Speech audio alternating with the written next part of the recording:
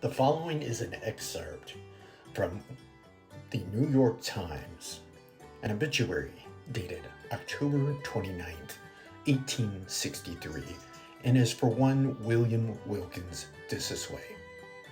The circumstances of his death were most painful.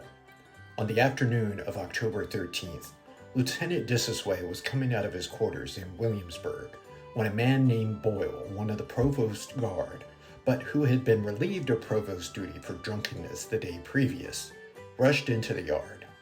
He had run the guard at Williamsburg and succeeded in regaining his arms. The marshal's horse was standing in the yard, saddled. Boyle mounted it using infamous language and discharged his revolver, the ball striking the ground at the feet of the lieutenant.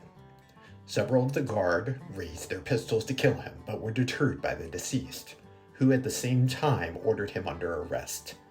Then, in the face of Boyle's repeated threats to shoot him, he walked calmly up to the horse, in moderate language expostulating with the wretch.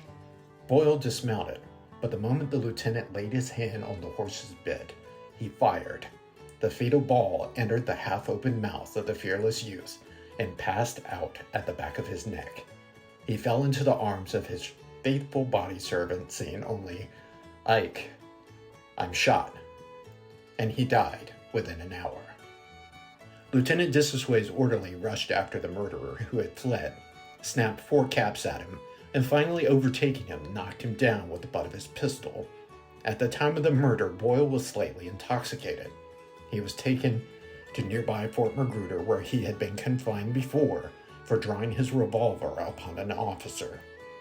Lieutenant Disosway's talents and virtues as an officer have been alluded to, as well as the promise he gave of future usefulness in life.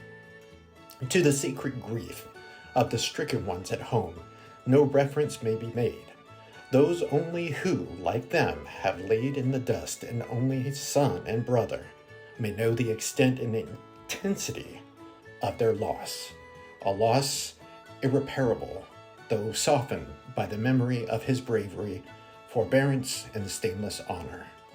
The deceased once said to his father, Cornelius Disosway, Esquire, he never would be wounded in the back, and this heroic resolution he sealed with his blood.